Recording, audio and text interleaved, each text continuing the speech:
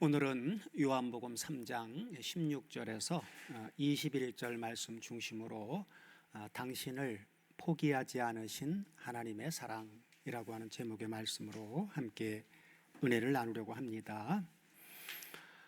요한복음 3장 앞부분은 거듭남에 대해서 강조해 주고 있죠.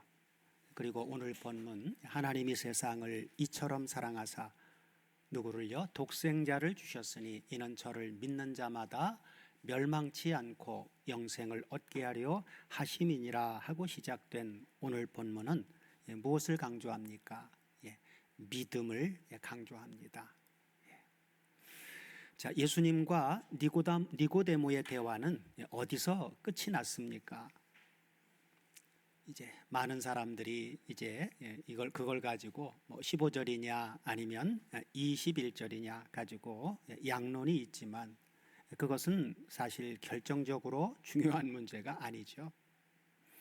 자, 3장은 우리가 살펴보면 그 구조가 대화로 시작하여 질문하는 그 어느 틈엔가 자, 대화로 시작하여 그 질문하는 이 질문하는 사람은 어느 틈엔가 사라져 버리죠.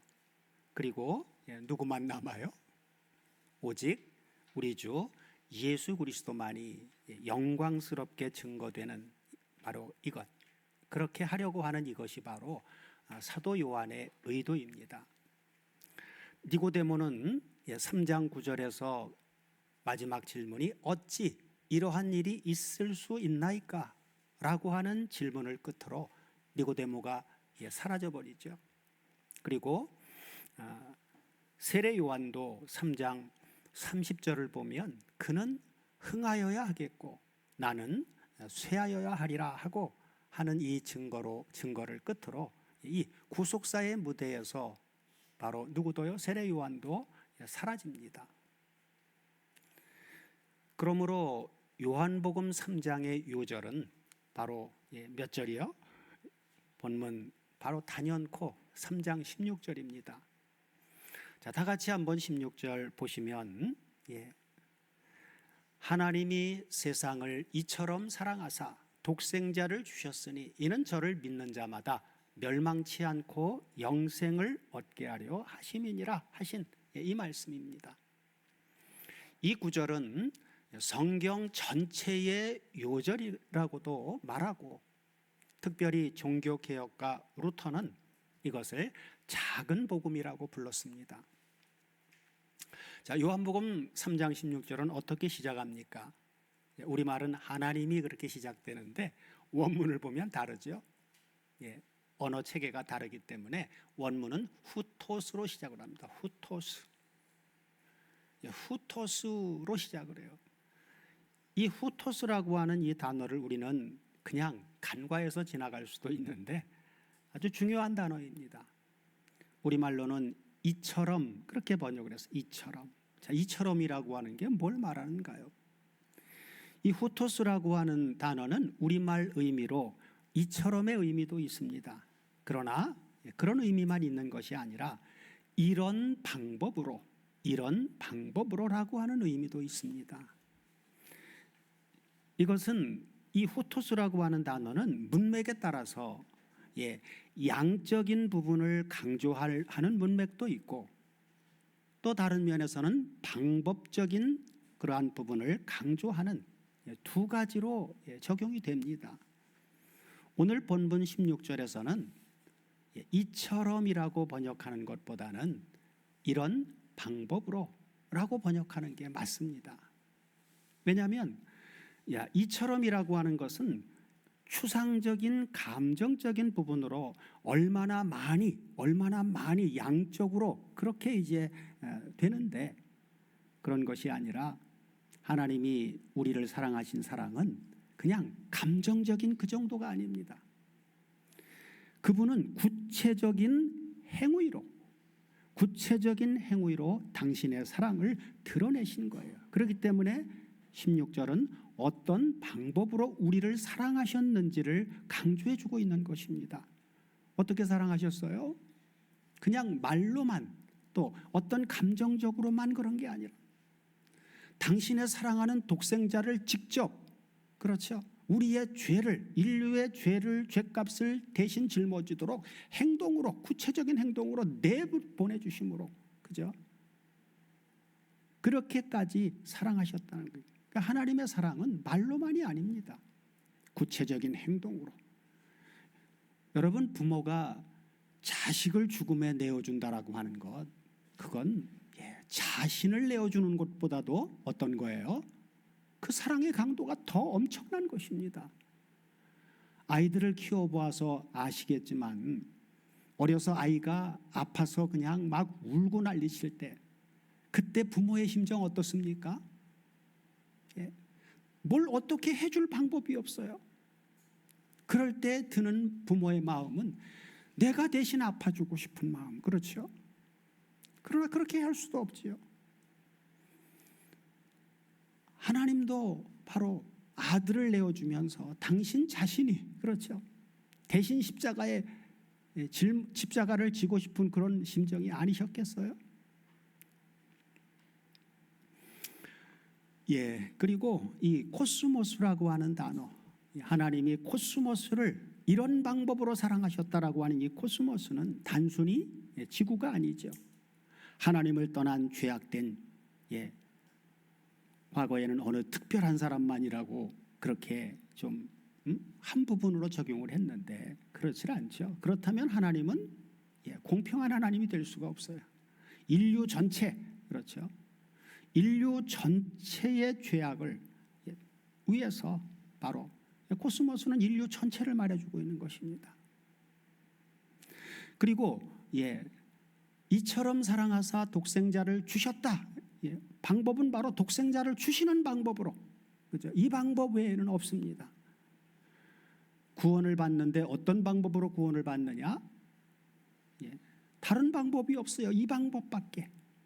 그래서 독생자를 실제적으로 내어주시는 이 방법으로 사랑하신 이 사랑을 믿느냐 믿지 않느냐라고 하는 것으로 하나님은 그래 너 의롭다, 아니면 넌 네 죄를 네가 짊어져야 돼 라고 결정하신다는 것이죠.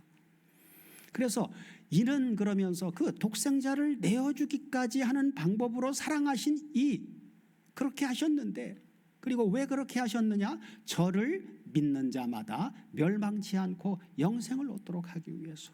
그래서 여기에 저를 믿는다라고 할 때 이 믿는다라고 하는 것도 그냥 잘 막연히 지나갈 게 아니에요. 원문을 보면 믿는이라고 하는 것이 피스튜온이라고 하는 피스튜어의 동사의 분사 현재를 쓰고 있어요. 그리고 수동태가 아니라 능동태입니다. 내가 믿어야 돼요. 자발적인 의지로 하나님께서 우리에게 주신 자유의지로 내가 선택을 해야 돼요. 그런데 단순히 한 번 믿었다라고 하는 과거 사건이 아니라는 거예요. 현재 분사는 계속적인 의미를 가지고 있습니다. 그러니까 저를 믿는 게 과거에 믿는 그거 가지고 되는 게 아니다 그 말이에요. 현재적으로 계속해서 믿는 삶을 의미해 주고 있단 말이에요. 삶을, 그렇죠. 영접한 그 순간부터 계속적으로 그분을 믿는, 그분과 동행하는 삶을 의미해 주고 있다는 것입니다. 이것은 바로 믿음이라고 하는 것은 주님과의 지속적인 관계라고 하는 것을 강조해 주고 있는 거예요. 믿으면 뭐 하나님 나라 따놓은 것처럼 막 살아도 된다고 하는데 그건 오해입니다. 성경은 절대로 그렇게 말하고 있지 않아요. 자, 그렇다면 16절의 핵심은 어디에 있습니까? 믿음입니까? 아니면 영생입니까? 아니면 사랑입니까? 바로 하나님이십니다. 그렇지, 하나님이셔요. 우리는 구원 계획의 주체가 하나님이라고 하는 이 사실을 명심해야만 합니다. 독생자를 보내주신 분은 바로 성부 하나님이십니다. 그래서 사도 바울은 로마서 1장 1절에서 복음을 무슨 복음이라고 말해주고 있어요? 하나님의 복음이라고, 그렇죠, 하나님의 복음이라고 말씀한 것입니다.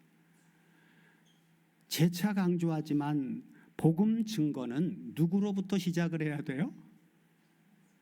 예수가 아니라 하나님으로부터 시작해야만 합니다. 예수만 강조하다 보니까 어떤 일이 벌어집니까? 불신자들은 왜 조상 대대로 믿던 석가모니나 마호멧을 버리고 예수를 믿어야 하는지 거부감을 느끼게 되는 것입니다. 하나님의 말씀의 사역자들은 먼저 무엇을요? 예수 이전에 하나님의 주권을 내세우는데 열심을 올려야만 합니다. 그래서 바로 그렇게 왜 예수를 믿어야 되느냐 따지는 그들에게 하나님의 위대하심과 하나님의 전지전능하심을 증거해 주어야만 합니다. 그리고 하나님이 세상을 이런 방법으로 사랑하사 독생자를 주셨으니 하신 바로 하나님의 사랑을 그 다음에 전해줘야 됩니다. 그렇게 해서 하나님 예수 그리스도를 믿고 여러분들 하나님과 화목한 삶을 살아야만 됩니다라고 하는 회개를 촉구해야만 합니다. 복음의 주체는 누구예요? 복음의 주체는 하나님이시고 복음의 내용의 핵심은 그분의 아들 예수 그리스도이십니다. 그러므로 성경적인 전도 방법은 창세기 1장 1절을 통해서 태초에 하나님이 천지를 창조하시니라 하신 성경의 첫 말씀을 들어서 창조주 하나님을 증거하고 그 다음에 요한복음 우리가 지금 봉독한 3장 16절을 통해서 하나님이 세상을 이런 방법으로 사랑하셔서 독생자를 주셨으니 하신 말씀을 들어서 하나님의 사랑과 그리고 하나님과 우리 사이를 화목하게 하는 중보자 예수 그리스도를 증거한 다음에 거기서 끝내면 안 되죠. 그 다음에 계시록 마지막 장에 나와 있는 22장 20절에 아멘 주 예수여 어서 오시옵소서 한 성경의 마지막 말씀을 들어서 예수 그리스도를 영접해야만 한다라고 하는 사실을 촉구해 주어야 됩니다. 요한복음 1장 14절에서도 예수께서 하나님의 독생자이심을 이렇게 증거해 주고 있는데 말씀이 육신이 되어 우리 가운데 거하심에 우리가 그 영광을 보니 아버지의 독생자의 영광이요 은혜와 진리가 충만하더라 하고 증거해 주고 있죠. 말씀이 육신이 되어 왔다. 그분은 바로 아버지의 독생자이다. 그죠? 그 다음에 1장 34절에서도 밥티스마 요한이 성령에 충만해서 성령께서 알려주신 그러한 알려주심을 따라서 내가 보고 그가 누구라고요? 하나님의 아들이심을 증거하였노라 하고 말씀해 주고 있고 그 다음에 1장 49절에서는 빌립의 전도를 듣고 온 나다나엘이 주님의 말씀을 들은 후에 대답하되 뭐라고요? 랍비여 당신은 누구라고요? 하나님의 아들이시여 하고 고백합니다. 예수님은 사람들이 생각하는 것처럼 4대 성현 중에 한 분이 절대로 아닙니다. 그분은 하나님의 독생자이십니다. 창조주 하나님께서 사랑하셔서 그분의 독생자를 보내주신 것입니다. 그렇다면 하나님께서 그분의 독생자를 보내주신 목적은 뭡니까? 왜 보내주신 거예요? 그것이 바로 본문 17절, 18절에 나옵니다. 다 같이 보시면 하나님이 그 아들을 세상에 보내신 것은 보내신 이유죠. 목적이에요. 왜 보내셨다고요? 세상을 심판하려 하심이 아니요 저로 말미암아 세상이 구원을 받게 하려 하심이라. 그러면서 그 정죄는 이것이니 곧 빛이 코스모스라고 하는 세상에 왔을 때 사람들이 자기 행위가 악함으로 빛보다 어두움을 더 사랑한 것이니라 하고 말씀합니다. 하나님께서 그분의 사랑하는 독생자를 보내주신 목적은 뭐라고요? 하나님은 절대로 심판하시는 게 목적이 아닙니다. 그렇죠? 구원하시려고 하는 것입니다. 구원하시기 위한 거예요. 근데 심판을 너무 강조하다 보면 하나님이 무슨 심판하기 위해서 창조한 것처럼 아니란 말이에요. 하나님은 구원하시기 위한 거예요. 예수님을 십자가에 못 박는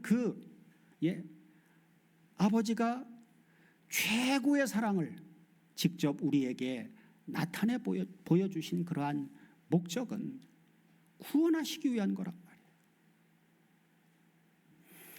그러나 구원하시기 위해서 그런 사랑을 모든 사람이 똑똑히 볼 수 있도록 나타내 주셨음에도 불구하고,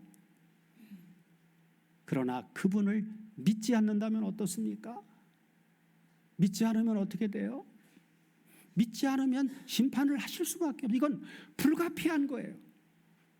그건 미워해서가 아니라 불가피한 일입니다. 왜?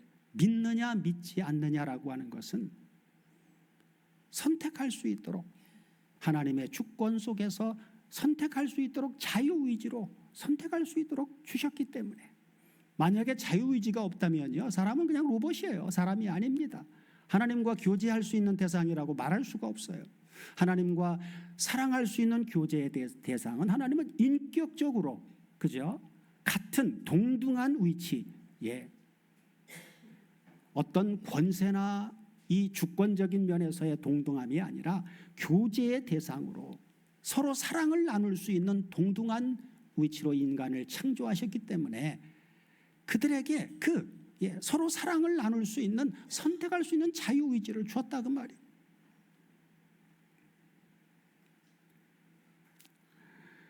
본문 17절 18절에는 이 두 구절 안에는 심판이라고 하는 말이 3번이나 등장을 하는데, 자, 주님은 심판의 시기를 언제로 말씀해 주고 있습니까? 자, 18절을 다시 한번 보시면 하나님이, 그렇죠, 저를 믿는 자는 심판을 받지 아니하는 것이요 믿지 아니하는 자는 하나님의 독생자의 이름을 믿지 아니함으로 벌써 심판을 받은 것이니라 하고 말씀해 주고 있습니다. 원문으로 보면 에데 케크리타이라고 하는 에데 케크리타이로 나와 있는데, 이 케크리타이라고 하는 이 단어가 동사의 직설법 완료수동태로 나와요. 완료수동태.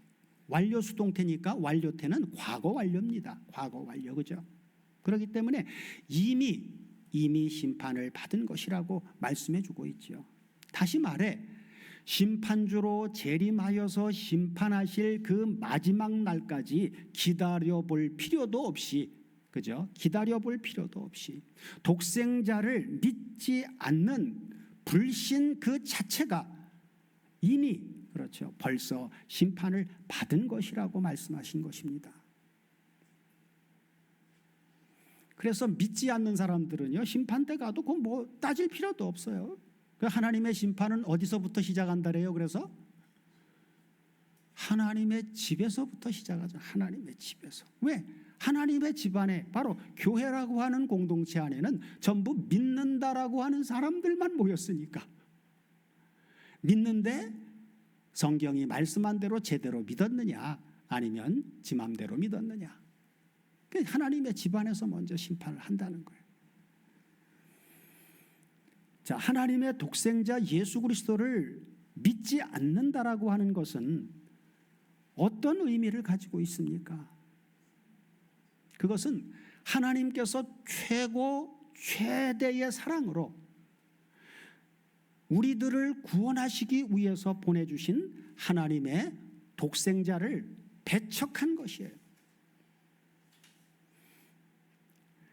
자, 하나님께서 보내주신 독생자를 배척하고 거절하고도 과연 무사할 수 있을까요? 요한복음 16장 7절 이하를 보면 예수님이 십자가를 앞두고 예수님 사역 이후에 성령께서 오셔서 하실 사역을 말씀해 주고 있는데, 성령께서 오셔서 하실 사역이 세상을 책망하는 사역인데 이렇게 말씀해 줍니다. 그러하나 내가 너희에게 실상, 이건 비유가 아니에요, 실상을 있는 그대로 드러내서 말하노니 내가 떠나가는 것이 너희에게 유익이다. 떠나가는 건 십자가에 죽었다 부활 승천하시는 걸 얘기하고 있죠. 내가 떠나가지 아니하면 누가 하나요? 보혜사. 그렇죠. 성령이 오시지 않는다. 그러나 내가 떠나가면, 내가 부활 승천하면 보혜사, 내가 그 보혜사를 너희에게 보내줄 거다. 그래서 사도행전 1장에서 하늘로 승천하시면서 그러니 몇 날이 못 되면 너희들에게 약속하신 성령이 올 거야. 바티스마 요한은 물로 세례를 줬지만 너희는 성령 안에서 밥티조를 받을 거야 라고 말씀해 주고 있죠. 자, 보내리니 그러면서 그분이 오셔서 하는 일이 뭐냐? 바로 8절에 정확하게 얘기를 해주고 있죠. 성령께서 오셔서 하실 일입니다. 이게 그가 와서 뭘 한다고요? 8절에 보니까 제일 먼저 하는 게 뭐예요? 죄에 대하여, 두 번째로 하는 게 의에 대하여, 그리고 세 번째로 하시는 일이 심판에 대해서 세상을 칭찬하는 게 아니라 책망하시겠다는 거예요. 제일 먼저 하는 게 뭐라고요? 죄에 대해서 책망을 한다 그 말이에요. 그럼 죄에 대해서 책망한다는 게 도대체 무슨 소리냐? 다음 절 나오죠. 이게 실상을 얘기하는 비유가 아닙니다. 그죠? 죄에 대하여 성령께서 오셔서 책망한다라고 하는 말은 뭐냐? 저희가 나를 믿지 않음이다. 그렇죠? 그러니까 성령께서 오시면 죄에 대해서 책망을 하는데, 그때 죄는 뭐가 죄예요? 하나님이 최고의 사랑으로, 최대의 사랑으로 나타내 주신 하나님의 사랑의 방법, 사랑하는 아들을 십자가에 내어준 이 예수를 믿지 않는 게, 그게 죄다 그 말이에요. 이게 십자가 이후 성령 시대에 하나님께서 책망하시는 유일한 죄입니다. 이 죄에 빠지면 나머진 도매금으로 다 넘어가는 거예요. 율법을 90% 지켰다고 해서 예수를 믿지 않으면 구원받는다?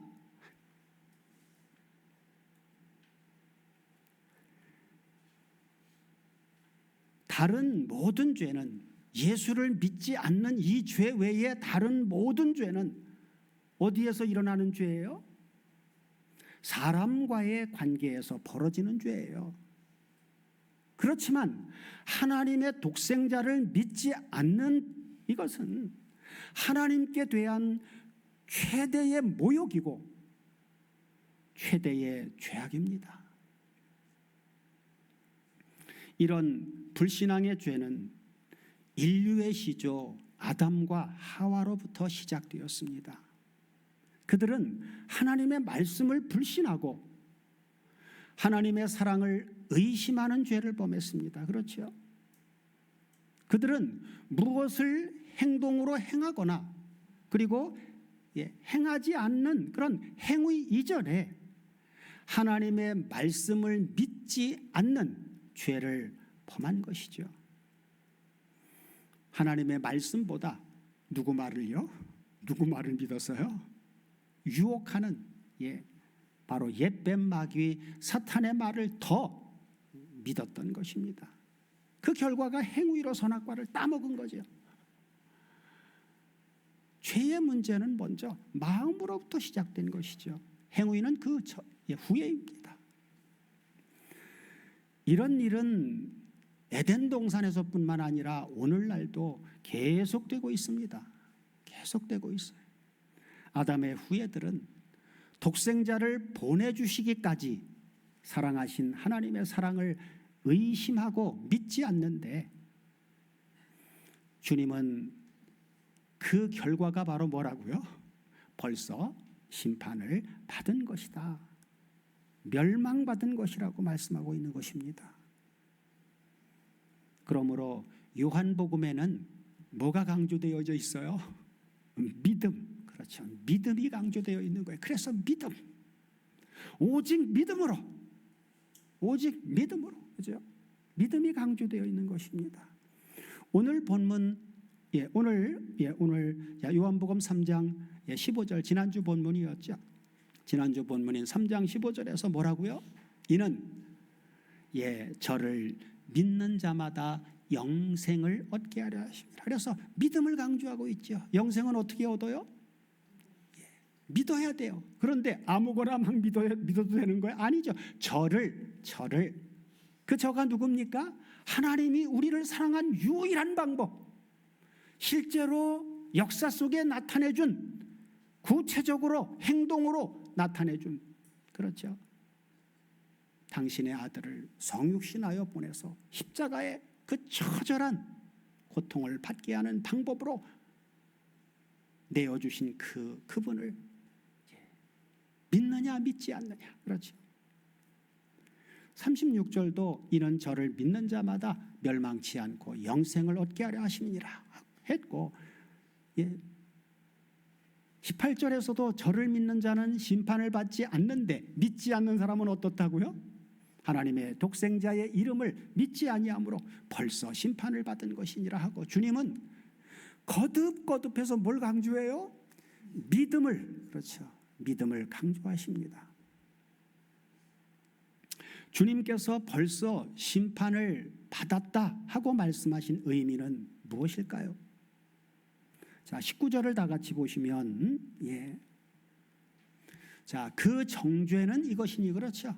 벌써 심판을 받았다라고 하는데 그 벌써 심판받은 그 정죄는 바로 이것이다. 곧 빛이 코스모스라고 하는 세상에 왔을 때 사람들이 자기 행위가 악하기 때문에 뭘 사랑했어요? 악하면 빛으로 나와서 그 죄악을 씻음받아야 되는데 빛보다 어두움을 더 사랑하는 것이라는 거예요. 무슨 말입니까? 왜 벌써 심판, 곧 정죄를 당하게 된 것이라는 거예요.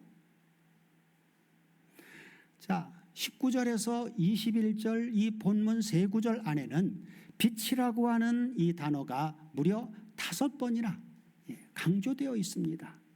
그래서 빛이 코스모스라고 하는 세상에 왔음에도 사람들이 어땠다고요? 빛보다 뭘 더 사랑했다고요? 그렇죠. 아담과 하와가 하나님의 말씀보다 사탄의 말을 사랑했던 것처럼 빛보다 어두움을 더 사랑했다는 것입니다. 다시 말해 빛 앞으로 나오지를 않고 어두움 속에 숨어 있었다는 것입니다. 아담도 그랬죠. 하나님의 말씀을 범하고 하나님이 아담아 어디 있냐 부르시니까 어디 있었어요? 나무 사이에 숨어 있었죠. 하나님이 부르시지 않았으면 아마 그렇죠. 주님은 그 이유를 무엇으로 다시 말씀해 주고 있는지 본문 20절 21절을 다 같이 보시면 악을 행하는 자마다, 그렇죠, 빛을 미워하여 빛으로 오지 아니하나니 왜냐하면 그 행위가 어떨까 봐요? 드러날까 하며, 그죠? 그래서 숨어버렸단 말이에요. 드러날까 봐. 그러면서 진리를 쫓는 자는 빛으로 오나니 이는 그 행위가 하나님 안에서, 어두움 속에서가 아니라 하나님 안에서, 빛 되신 하나님 안에서 행한 것임을 나타내기 위해서, 그렇죠?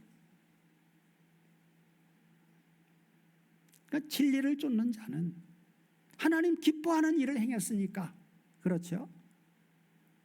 빛으로 하나님 앞으로 나갈 수밖에 없죠. 왜? 하나님 좋으신 하나님이니까. 그런데 죄를 지으면 어떤 하나님으로 보일까요? 책망받을까 봐. 그렇죠. 과거에 우리도 어렸을 때 부모님과의 관계에서 잘못하고 했던 그런 거울을 생각해 보면 아마 그런 이치예요. 그죠? 하나님 앞에서도 똑같습니다. 이 요한복음 1장에서 3장 말씀은 창세기 1장에서 3장 이 말씀과 아주 절묘하게 조화를 이룹니다. 창세기 1장 1절은 태초에 하나님이 천지를 창조하시니라 하고 말씀하셨는데 요한복음 1장 1절은 어때요? 태초에 말씀이 계시니라 하고 말씀하면서 3절에서는 뭐라고 합니까?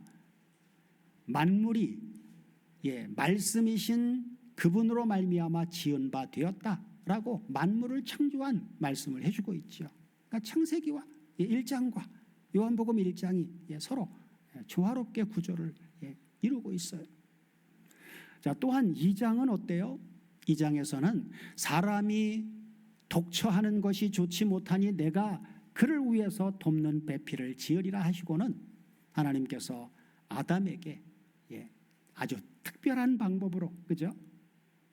아담의 갈빗대를 뽑아서 돕는 배필인 하와를 만들어서 둘을 짝 지어주는 사건이 나오죠. 그런데 요한복음 2장에는 어떻습니까? 가나 혼인잔치가 열리죠. 그러면서 주님은 거기에 참석해서 그 가나 혼인잔치를 축복해 주시는, 천국 혼인잔치의 신랑 되신 예수 그리스도를 요한복음 2장에서는 만나게 되죠. 자, 창세기 3장 15절에서는 여자의 후손이 내 머리를 아주 박살낼 것이다라고 여자의 후손인 메시아를 보내주실 것을 말씀해 주셨는데, 오늘 본문 요한복음 3장 16절에서는 하나님이 코스모스를 이런 방법으로 사랑하사 독생자를 주셨으니 하고 바로 창세기 3장 15절의 약속이 성취되었음을 말씀해 주고 있죠.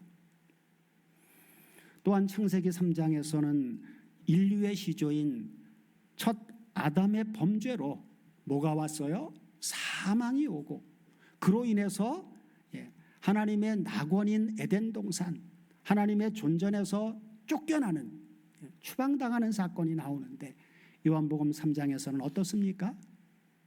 그 문제를 인간이 해결할 수 없으니 하나님이 나서서 직접, 그렇죠, 내가 하겠다고 선포하셨던 그 하나님이 직접 어떤 방법으로요? 사랑하는 독생자를 내어주는 방법으로, 그렇죠, 인류의 죄를 대신 짊어지고 십자가에 달려 죽으시고 부활 승천하시는 이러한 사건으로 어떤 일이 벌어집니까? 추방당했던 죄인이 거듭남과 그리고 영생 그리고 하나님 나라에 들어감이 가능하게 되었다라고 하는 사실을 말씀해 주고 있죠. 사랑하는 다솜교회 가족 여러분, 주님은 오늘 본문을 통해서 우리에게 어떠한 도전을 주십니까? 첫째는 나를 절대로 포기하지 않으신다라고 하는 하나님의 사랑을 우리가 믿고 내 삶 속에서 그분께 받은 그 사랑을 확신으로 붙들고 살라라고 하는 것이고, 둘째는 세상은 더 잘해야 된다, 더 큰 꿈을 이루어야 한다 하고 끊임없이 우리를 충동질해서 그 유혹으로부터 뭐가 와요? 이루지 못하면 불안 그리고 두려움, 이러한 것들이 오는데, 그런 세상의 유혹으로부터 그런 불안과 두려움을 다 내려놓고 우리의 노력이나 행위가 아닌 예수 그리스도를 믿는 믿음으로 주어지는 이 구원을, 값없이 주어지는 선물인 구원을 붙들라라고 하는 것이고, 셋째는 하나님은 우리를 정죄하시는 분이 아니라 우리를 살리시기 위해서 독생자를 주셨으니 심판보다 이제 우리는 은혜의 길을 선택하라고 하는 것이고, 넷째는 우리는 가끔씩 편안한 어두움 속에 숨으려고 하지만 이제는 빛 가운데서 계속해서 살아가라고 하는 것이고, 마지막 다섯째는 하나님이 세상을 사랑하셨듯이 나만이 아니라 우리도 이제는 정죄보다 사랑을, 그리고 비판보다는 이해를 선택해서 세상을 사랑으로 우리가 품고 살아야 한다라고 하는 것입니다. 우리 모두로 하나님의 사랑을 믿고 믿음으로 그리고 은혜로 주신 이 구원을 믿음으로 붙들며 빛 가운데 살아가고 하나님께 받은 사랑으로 세상을 품고 그 사랑을 이웃에게 흘려보내는 손길 그리고 말 한마디를 전하는 삶을 날마다 살아갈 수 있도록 해주시기를 우리 주 그리스도 예수의 이름으로 축원드립니다.